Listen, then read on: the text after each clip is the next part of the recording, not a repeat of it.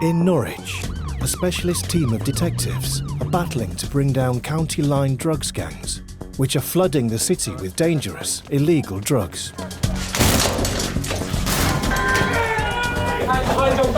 you understand what's going on? We've got a warrant. There's drugs here. County line refers to a specific phone used to sell drugs, predominantly crack cocaine and heroin. And these drugs are brought in from a distance over a county border. That's how it's been given the nickname County Line. County Line's team, Tim Lamb speaking. Detective Tim Lamb is part of Norfolk Police's dedicated County Lines team. So we've received some information. There's a new line active here in Norwich selling drugs under the name OJ. So at the moment, all we know is that name and the relevant phone number that they're selling the drugs from. Tim and his team must now track down the line holder, the person in charge of the OJ drugs line. Our aim is actually to only focus on the top of the tree, the person that's actually holding the drugs phone line. If we can take that person out, then more often than not, we actually stop that line being active, cutting the head off the snake, you might say.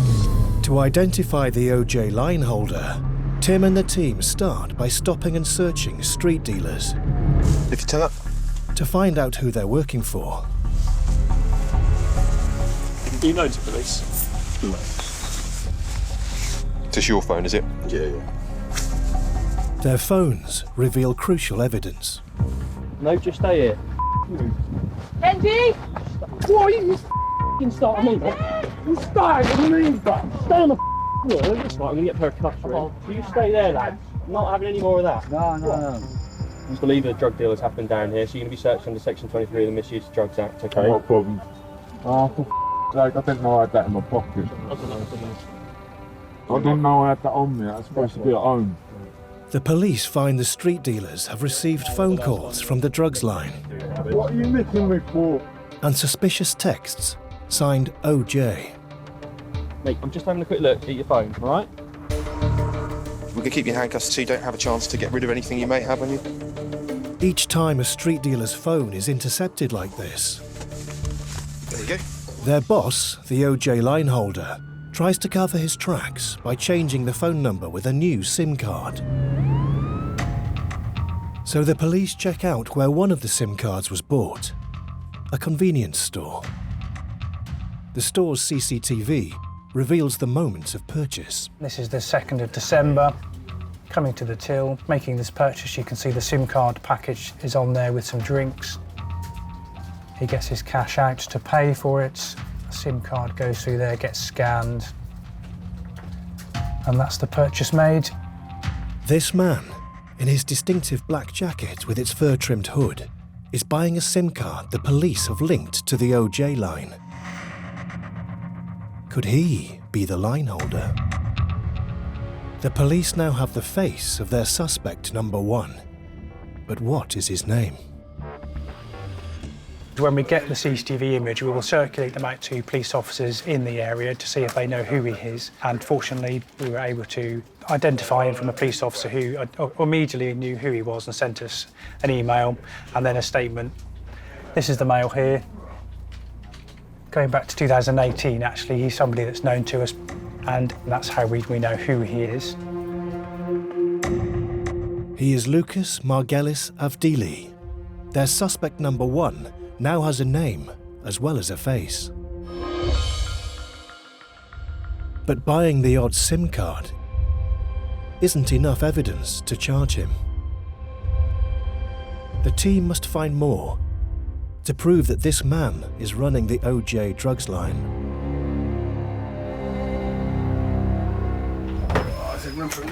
Come on in.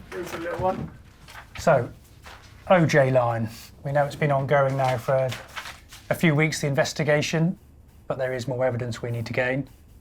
We've pulled in some more data this morning, and another top-up voucher has been purchased. The purchase was at WH Smith's, so it's not actually far from the station, so it should be a pretty easy one. So I need one of you to get the CCTV, and who's going to do that today? Thank you, Flo. Yeah. And hopefully we'll be our main suspect. Okay, guys, let's crack on with it. If the CCTV footage from the store does show their suspect number 1 buying the SIM card, Right, see you in a bit. it's yet another piece of evidence, building the case against him. My name's Flo, I'm from Norfolk Police. We need to have a look at your CCTV if that's okay. Yeah, that's fine. Yeah, no problem. Date and the time, luckily, hopefully will be quite quiet. It's on the 7th of December and it's at around 5 o'clock we need to be looking at. But there's a problem. Because it keeps saying record time at the 8th. So does your CCTV not go back that far? It might not. Oh, that's not good. No, it's not there, is it? It literally won't even let you see it. Because usually it stores for 2 months. Right. And that's the first time I've ever known that happen. We've got an outage of like literally the one day that One we day. needed. That's unheard of, isn't it? Yeah. Oh, that's so annoying. Thank you again for your time. You win some, you lose some, don't you? It's a dead end. Flo and Phil head back to the police station, empty-handed.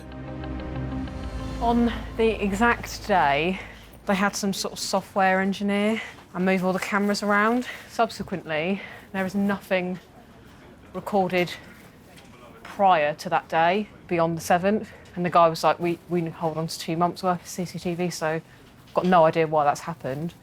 But you've got nothing beyond the 7th. We'll keep digging.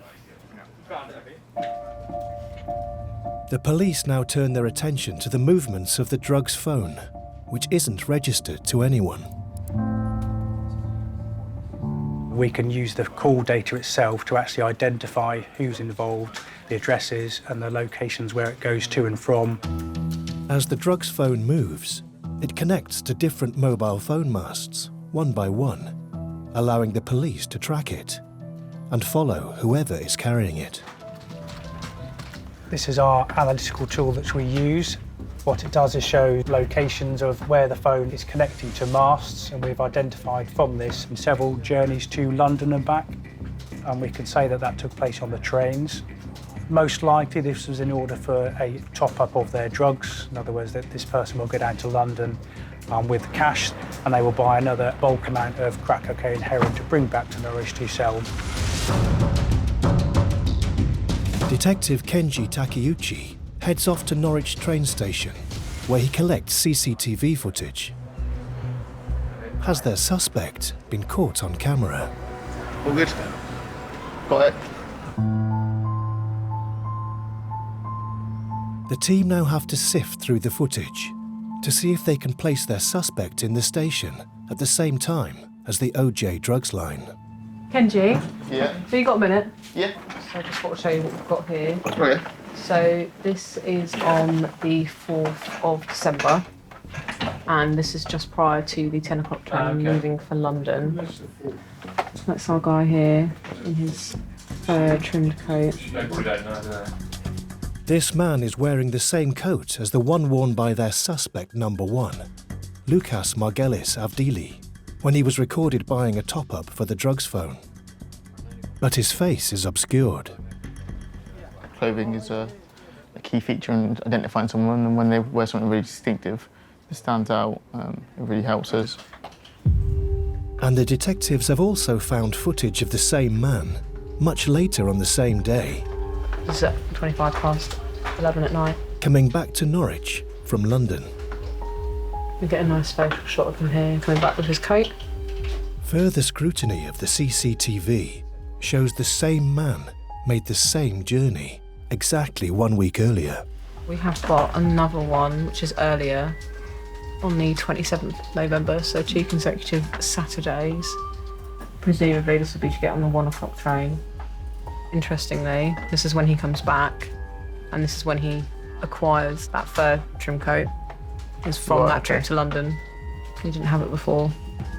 Tim and Phil compare this station footage with the CCTV recording of Lukas Margelis Avdili buying a mobile phone top-up. Are they the same man? On this one, he's wearing his new favourite jacket, which is the dark blue one with the fur-lined hood. Dark blue/black bands. Oh, they've both got them on, actually. They're distinctive, very expensive coats. The Canada Goose ones. Canada Goose coat. Yep, so that is your man. Well done. Yep. Cheers.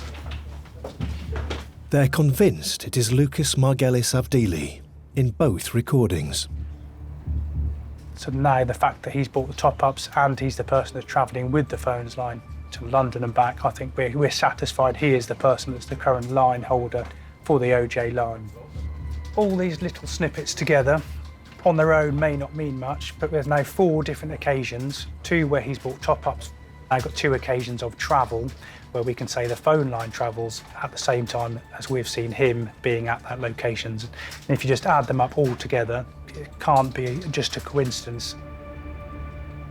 I'm now very happy we've got sufficient evidence and we're now going to move and get Lucas arrested. The detectives now have enough evidence to bring in Lucas Margelis Avdili, their suspect number 1. The arrest has to be meticulously planned. Morning all, do you want to gather round and we'll talk through what we've got today? We're looking at the line holder, the person we're assuming is running the whole thing. His name is Mr. Lucas Margelis Avdili, suspected to be involved in County Line's drug dealing activity by managing the Class A dealer line for the OJ County Line. So, risk assessment, we need to be wary that these people are carrying potential weapons. Knives are rife within drugs and drug supply at the moment, so we need to get him detained as soon as possible. Don't give him any chance to get hold of any weapons.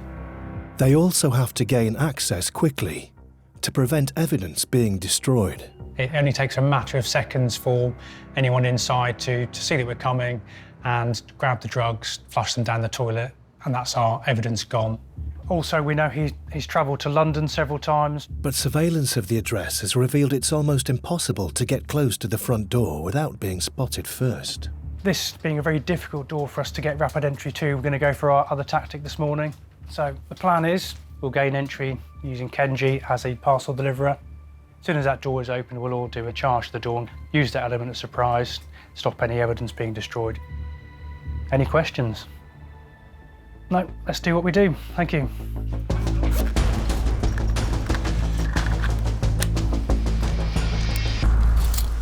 You get a bit of nerves because obviously you don't know how it's going to pan out. It's a bit like a football match at the moment. We're in the changing rooms, we're ready to get going. The adrenaline's going. But once you step over that white line, once you get cuffs on people, that's when you can take hold of the game and start from there. See you guys later. See ya.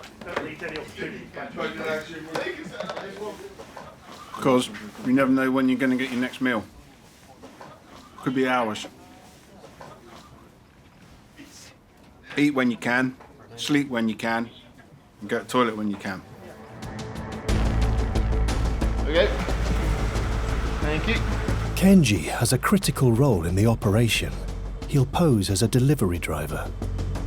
His job is to convince the suspect to open his door and keep him talking long enough so the rest of the team can charge in. Yeah, we're now heading to the address. In my head, rehearsing it right now, over and over again. Perfect. Yeah, Kenji's now going to walk into the front door. Stand by.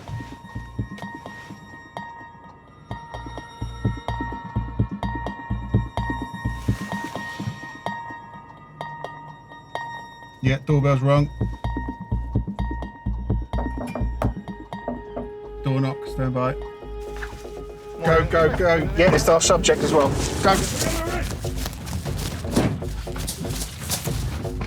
I've got Rob. Cool. What's your name, mate? Lucas. Lucas, right. You're under arrest, right, on suspicion of being concerned in the supply of Class A drugs. You do not have to say anything, but it may harm your defence if you do not mention, when questioned, something which you later learn in court. Anything you do say may be given evidence. I know this is a bit of a shock, buddy. It's a bit of a shock. Do you want to come and sit down? Come on, let's get you sat down, mate. Come on, mate. Why did you just do that? Mate. Come and sit yourself down. There we are.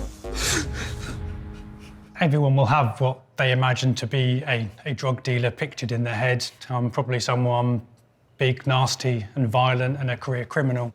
That isn't always the person we find when we go through the door. Lucas. We'll give you a moment or so just to calm down, all right? Is there anybody else here, Lucas? Just you, mate. Okay, cool. Appreciate you in a set of handcuffs. Have you ever been arrested before, Lucas? Yeah. Okay, right. It's just such a startle. Yeah. Like I deal Listen, look, Lucas, if the old bill came through my door at 9:20 and you weren't expecting it, I'd be a bit. Well, we did knock. I did not. Oh, we did. So what we'll do is we'll take you to custody, we'll book you in, you'll be interviewed about why you're sat here in a pair of handcuffs. Right then, let's go then, Lucas. I'm very happy with how that went. Immediately crying, he knows he's guilty, he knows he's been found out and he's now going to come to justice. Mind your head when you get in, Geese. Cheers. We've put him in the back of the prisoner van. There was a few tears, as there were when we came in. He knows exactly what he's done. Yeah, he just kept looking down all the time, and the body language said it all. With the suspect on his way to custody, Tim Lamb and the team now need to hunt for evidence. See what we've got? That proves the suspect is a drugs dealer. Any searches we do involving drugs, we will make them thorough. Drugs wraps can be very small. We're looking for SIM cards and small burner phones, so we have to be very thorough, looking all the nooks, all the crannies, just to make sure we find everything. It's quite hard when you're in cuffs. Just get out of there. Cheers, mate. As soon as the suspect arrives at the police station, he's processed by the custody team. You stand there. You're asking for? Yeah, 4. Concern in supply of Class A drugs, crack cocaine and heroin. Back at the suspect's house, the officers can't afford to miss any opportunity to find incriminating evidence. I'll leave the experts to the bins. Yeah, I was really keen to come out and search, but not the bin. I actually feel sick. There's a lot of good jobs in police. This would be in the category of bad. I am going to take my coat off. You'll be surprised what gets thrown away in bins. People are lazy. You may find a mobile phone top-up, SIM packaging. Inside, Tim discovers one of the things they most wanted to find. So what we've got here is the jacket we know he wears in the CCTV, buying his top-ups. Within this jacket was a train ticket here, valid from Norwich to London on one of the days we know the drugs line travels to London and back, so that again ties him, being the person in control of that phone. Let's see if we can find any top-ups. Amongst the rubbish, Flo makes what could be an important discovery. That's interesting. What's that? 11th of December, a receipt in Harlow. Put that to one side. Yeah, and then we've got another London one here. This is at the Hard Rock Cafe on the 12th of December. These receipts could be yet more evidence that the suspect regularly travels to London. But while Flo and her colleagues are making progress, there's one vital object they can't find. Yeah, we're getting on all right. We still haven't recovered that handset. Quite personal because I want to try, which is bizarre. It was here at 7 last night. Got to be somewhere. The mobile phone police believe is running the whole drug dealing operation is still unaccounted for. There's just one place left to search: the garage.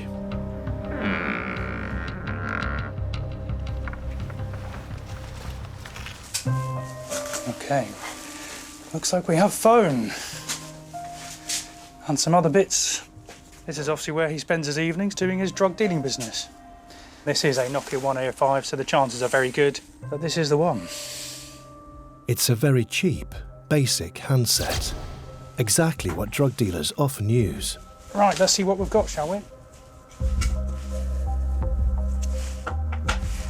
No SIM card, that's interesting. It's a setback, but Tim still feels sure this is the drugs phone.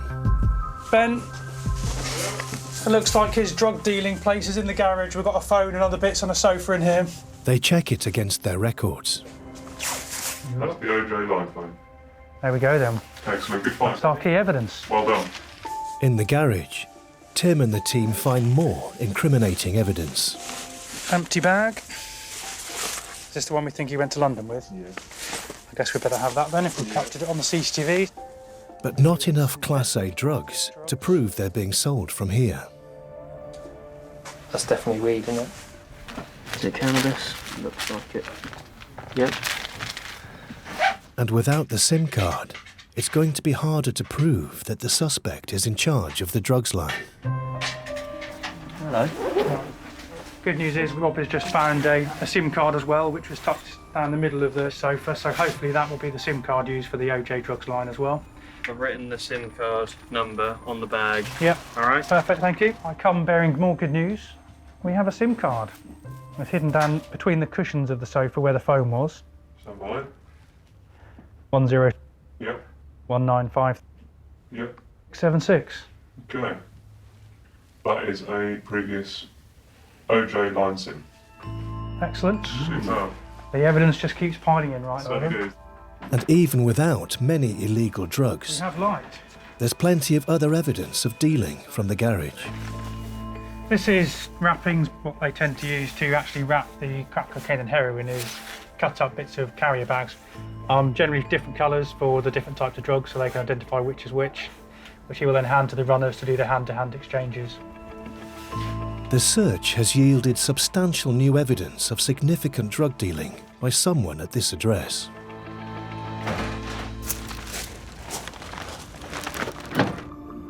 Just a few hours after his arrest, detectives Tim Lamb and Phil Mercer prepare to interview their suspect number one. Planning-wise, we'll open the interview as normal to him, talk about where he's living, talk about his work. Once we've gone through everything about him, we'll go to the evidence that we've got on the analytical documents and see if he can explain why he is going to all the same places as the drugs lines. Pretty colours, aren't they? They are. At the beginning of an interview, more often than not, the suspect will have no idea about the investigation we've been carrying on in the background. Faking, right? As good as can be. You've had a drink and Dave? Yeah. Often they'll be quite cocky towards us. However, by the end of the interview, that often changes. Come on in, please. You come sit yourself over there, that would be great. So you were arrested this morning at your home address in relation to being concerned in the supply of Class A drugs. There was also under the bed what we believe to be magic mushrooms. No. Were they yours? Okay. Since the suspect doesn't live alone, it's important the police can be sure they're searching the right part of the house. We believe your bedroom is the one that's at the back of the house, the larger bedroom on the back, is that correct? No comment. And just describe your bedroom to make sure we've got the correct bedroom. No comment. Is it the one with lots of wording on the wall that's handwritten? No comment. Is that your bedroom? No comment. Can you explain why what we believe to be Class A drugs are found in your bedroom then? No comment. Were they for your consumption? No comment. Or were they to sell? No comment. But after initially saying no comment to every question, suddenly the suspect changes tactics. I can read out a prepared statement. Oh, okay, we have a prepared statement, do we? Yes, we do. I was told to hold a phone by someone around April 2021. I had an outstanding debt where I owed money for cannabis. I was told by holding this phone my debt would be cleared over time. The phone was not always in my possession where someone would take it. Sometimes I didn't have the phone for months. The phone that I was told to hold did not have a SIM card when it was in my possession. I was afraid of what would happen if I didn't agree to holding the phone. I have not directly been involved in the sale of drugs. The suspect is claiming he is actually a victim, forced into holding the drugs phone. Okay, Lucas, you're visibly upset. Are you okay to continue with the interview? Yes, fine. Okay, so at any point, please just ask for us to stop. We're happy to stop and take it at your speed, okay? Now Tim and Phil need to present more evidence that proves the suspect profited from drug dealing. In the lounge was a black Canada Goose jacket, and that is the jacket that is shown you wearing in several of the CCTV that's been seized. Is that your jacket? No. No, did you say, or no comment? No comment. Because that jacket is a very expensive jacket, I've been told. So we're talking £400 to £500. Is that correct? Comment. And did you buy that? No comment. And how did you afford such an expensive jacket? No comment. The detectives need to confront the suspect with enough evidence to prove that he's lying in the interview. You said the phone was not always in your possession. Sometimes you didn't have the phone for months. No comment. Why is it that it would then be back in your possession? No comment. So you said it didn't have a SIM card when you were given. Has it at any point had a SIM card in it whilst in your possession? No comment. So we've got 5 different numbers here used by the OJ Drugs line from the period 1st of May to today's date. What involvement have you had with these numbers? No comment. Are you the person that's swapping the SIMs over? No comment. What we can say is that all 5 of the phone numbers, so the 5 SIM cards used for the OJ Drugs line, have used the same handset. No comment. You said you were given a phone. Was that a Nokia? No comment. Was it Nokia 1? A Nokia 105. It's what you might describe, or we call a burner phone, a very cheap phone you can buy from a shop for £10, £15. During the search of the suspect's house, the police found an expensive smartphone in what they think is his bedroom. And your phone is an Apple iPhone XR, is that correct? No comment. Was that at your home address today, and it's one that we've seized from you? No comment.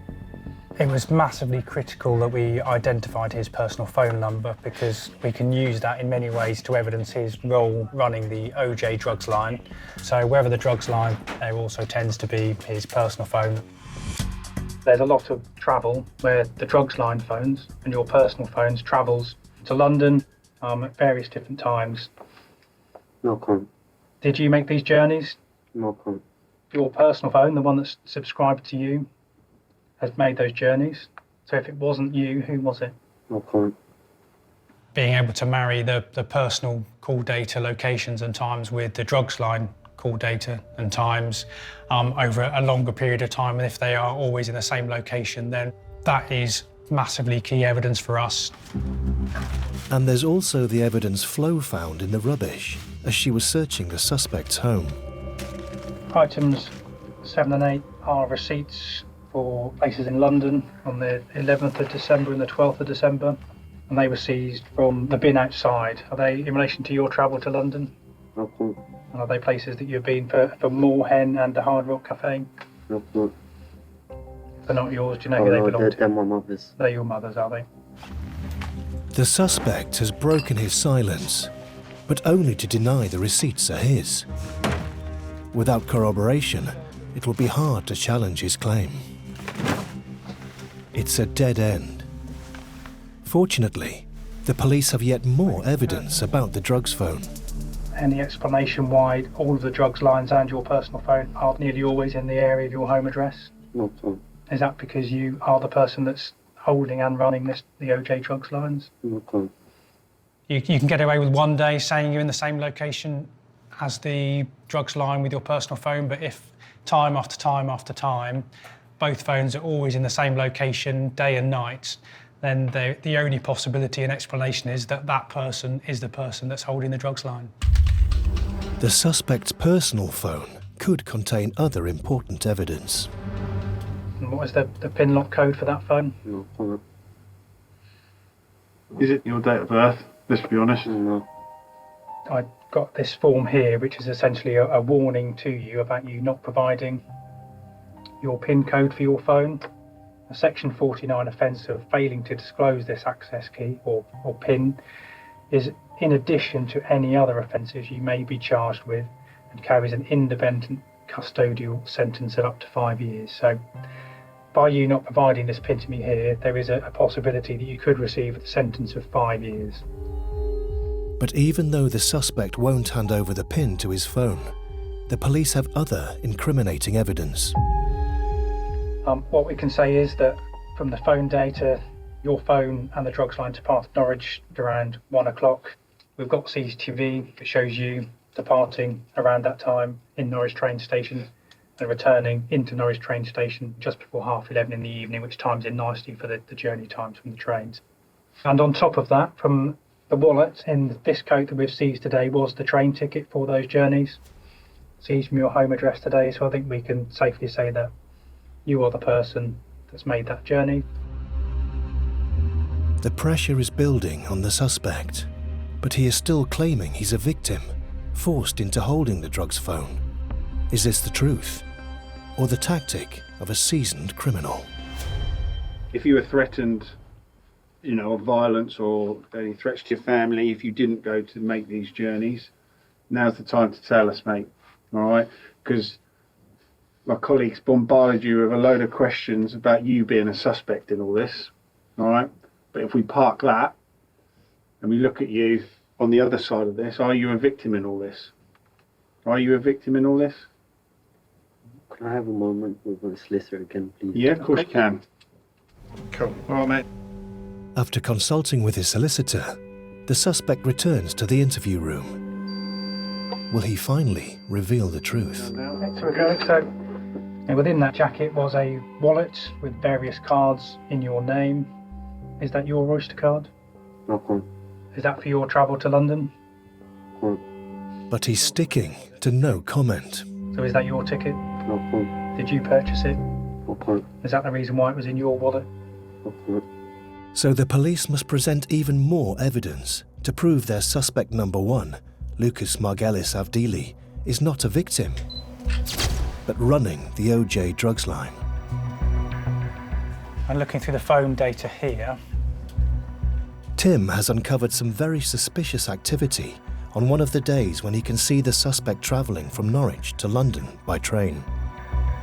interestingly, looking through the data, we know he walks into the train station at 12:53, and at 12:42 is the time he then sends a bulk message out to all his customers, just before arriving at the train station to travel to London. You can tell a bulk message, these are all SMS messages, all sent just a few seconds between each one. Almost 100 different numbers has been sent the same message, potentially saying he's going to be coming back this evening with a whole new bunch of drugs. It's exactly what you'd expect a drug dealer to do. It's a way they communicate with their customers. It's not normal activity for a phone to send what can be up to 200 messages all in one go, and then do this again the next day and do this again the next day. Can the suspect give any innocent explanation for all these text messages?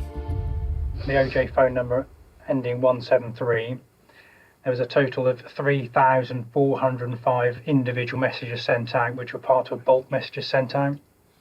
Did you send them? No comment. Were you sending these messages out as part of the drugs line to advertise drugs for sale? No comment. They don't specifically say crack cocaine and heroin because they are aware that we can use these as evidence. So we use examples of calling them D and L, which stands for dark or light or heroin and crack cocaine, but we have had instances of using fruits, oranges and apples, various different things to disguise what they're saying to the customers. There's messages being sent out from the drugs lines which say OJ active, only TT bananas. What does that mean? No comment. I've got one here from the 9th of September. It says OJ active, only dark, now, light later. No comment. It's my understanding that the dark means heroin and light means cocaine or crack cocaine. No comment. Is that correct? No comment. Or does this mean something else? No comment. So just to summarise here in relation to what we've got, so 4 of the 5 SIM cards relating to the OJ drugs line, we've either got the SIM cards or packaging or receipts relating to them seized from your home address. So is there anything you wish to say about that?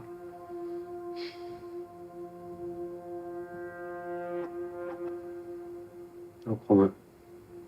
Can I speak to solicitor again, please? Yeah. Certainly that last question, you could see that he maybe wanted to talk to us. He's then sort of obviously requested, which he's entitled to do, to have a break to speak to his solicitor. He's realising the strength of the evidence we have against him. I'd imagine right now he knows he's in a whole lot of trouble. Faced with all this evidence, will the suspect finally admit the offences? Get in there. I just want to state that I'm not OJ. You're not OJ, okay? I was made to buy the Sims, the top-up. I was never OG. I did not do any drugs. I did not sell any drugs. I did not speak to anyone on the phone. I had this problem with the debt, and that I feared for my household, my safety. And it's been made just to look out like I'm this big boss. I don't have the finance. I don't have anything to do with this. I don't have any money. I don't have anything nice. So who is OJ, if it's not you?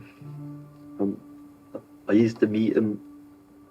And what was the purpose of these meetings? For the phone, once I've topped up, and the SIM and stuff. Did he make you go to London? I have family in London. Mm-hmm. I'll be honest, I did take the phone with me. I did just... It was stupid. I didn't do anything on the phone, but I did take it with me because when I had to look after it, as I was told, I cannot, nothing can happen to the phone. He's claiming that if he didn't comply, he and his family would have been in danger. So is there anything that we as the police can do to help you at this stage? I just don't know what's going to happen now. That's the thing. I don't know what's going to happen with everything, with the rest of the debt or anything. I just don't know what's going to happen. Have any threats been made towards you?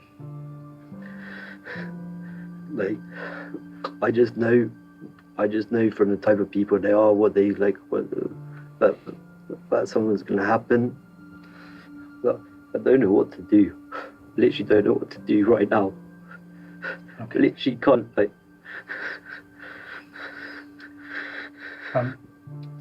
So I'm at one side, I've got problems with them, and now the other side, I have problems with the police. And what do you know about this OJ? I don't feel comfortable speaking anymore on this subject. That's okay, it's up to you. As we said, if you don't wish to answer, that's your choice. And the password for my phone is 20 for the iPhone XR. Okay, thank you very much. This new information puts the events in a very different light. Tim updates the officer in charge. Ben, so things have changed a little bit. He's saying his part was just to hold the phone every now and then to buy top-ups and SIM cards for it. Right, follow my colleague that way. But he's still denying he had any part to play in the selling of the drugs. He said he was very concerned for his safety, but couldn't give any specific threats other than he knows what these people are like. Yep, bye.